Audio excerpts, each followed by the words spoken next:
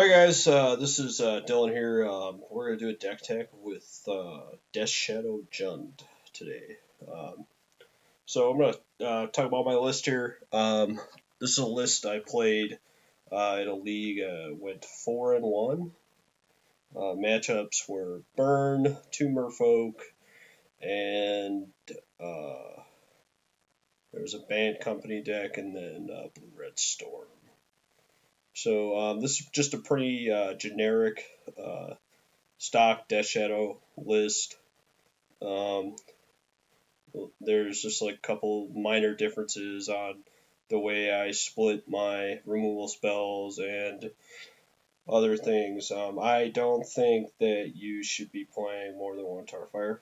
Uh, you just like it's you could have like better removal spells like another Fatal Push or maybe a Terminate. Um, a couple other minor differences. I'm not playing a Gorkline Rampager, and I'm playing three Liliana, but two Liliana the Veil and one Liliana the Last Hope. So we're playing a 2-1 split on Liliana Planeswalker's main deck. I'm also playing two Teamer Battle Rage. So I'm gonna go into, and then we're just playing like the standard 18 lands, which is But I also cut the. I was noticing there was a common um, thing with the latest Jund decks where they cut the forest for another Overgrown Tomb, which can also be just really good for fetch shocking for that extra damage when your opponent might think that you're out of shocks. So, um, to go over just a little bit about, so I'm gonna talk a little bit about Death Shadow cantrips. So I'm gonna start with Mistress Bauble. Like Mistress Bauble could be used in a number of ways, especially for like I feel like new Death Shadow Jund players don't understand like all the tricks to Mistress Bauble. Like even I don't sometimes. But so just a little couple of notes here, like with Mistress Bauble. Like for example, if you're light on lands, you can Mistress Bauble yourself, and just get a look at the top of your deck. And if you have a fetch land and you don't like it, fetch it away. Um, or if you do like it, you have a Street Wraith, you get Street Wraith for it and draw there right away. And then you'll get an additional draw. Or you don't have to worry about fetching away the card that you want. Um, a couple other things with Mistress Bauble. If you're playing against a discard deck, it's always best to just play the Mistress Bauble and not use it right away, and then wait for their upkeep and Mistress Bauble them in their upkeep to look at their top card, and then that way they can't get extra information out of the card that you're going to draw off of Mistress Bauble. And another thing about Mistress Bauble is, for example, just like Mistress Bauble for like better Thoughtseize. So you can Mistress Bauble them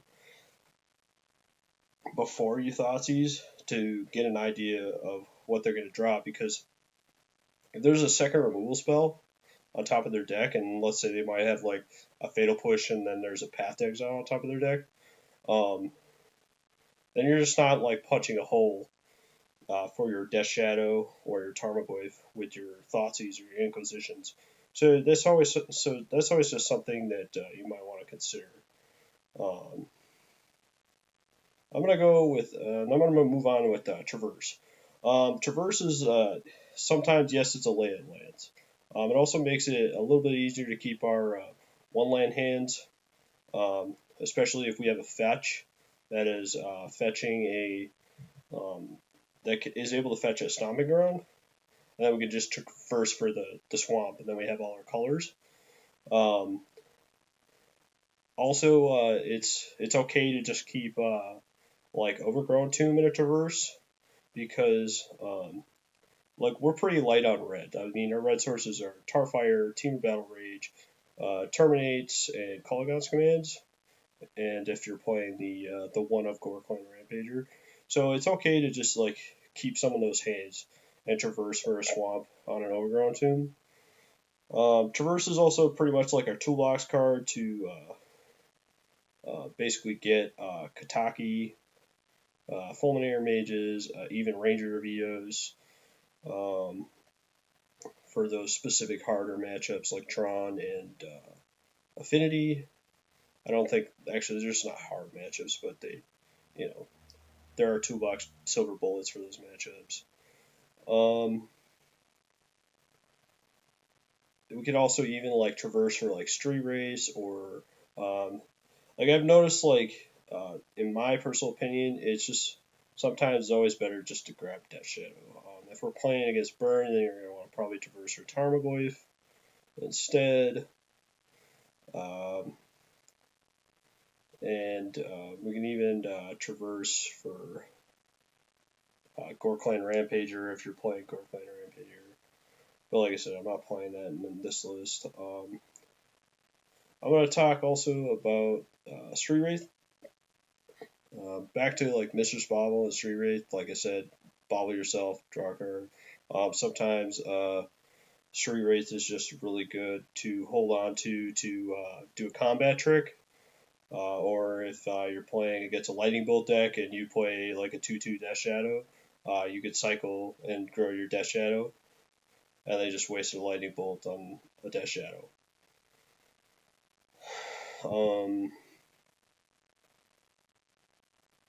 And some like there's also like situations where you're gonna need to cast Street Wraith. Like, don't be afraid to cast Street Wraith. Like, those are just some situations where you have to cast Street Wraith.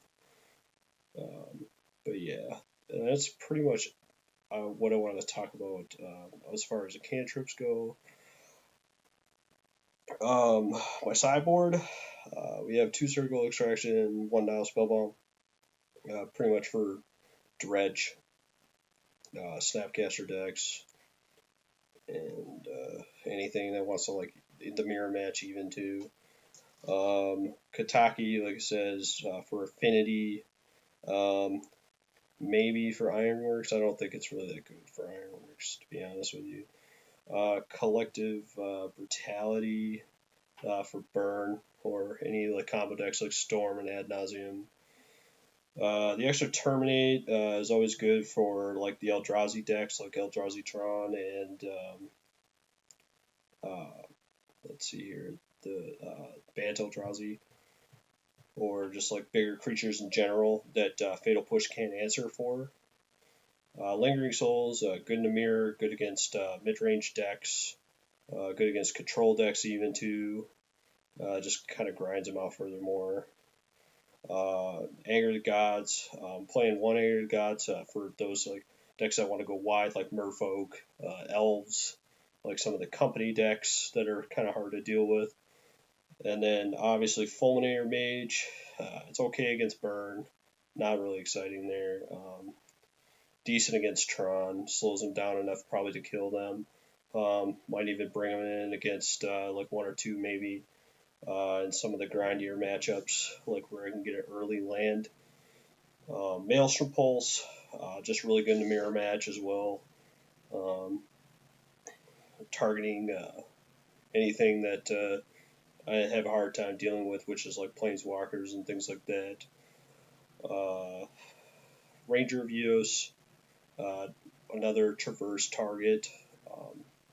It also is helpful in the grindier matchups. I mean, paying 4 mana to get 2 Death Shadow, and then follow up with those 2 Death Shadow on the next turn is pretty good. So yeah. So this is my list for Death Shadow Jund. If I was going to change things, I'd probably cut some number of I'd probably cut all my Fulminator Mages, play 2 Stony Silence. We might cut my Surgical Extractions, play another Nile Spellbomb. I'll cut the Katakis for an Ancient Grudge, even, and I might play like maybe another Teamer Battle Rage somewhere in there, and some more like removal type answers, even. Definitely might change Anger of the Gods to a Kozilek's Return, because Kozilek's Return is easier to cast on 1 red than a double red. but it does do 1 less damage, but I do get that card at instant speed, so that is a bonus. Yeah, so like I said, this is Death Shadow John with Dylan. If you, again, like my content, please subscribe to my YouTube channel. I also have a Twitter in my description, and also my Twitch channel is in my description. Thanks for watching, guys. Appreciate it.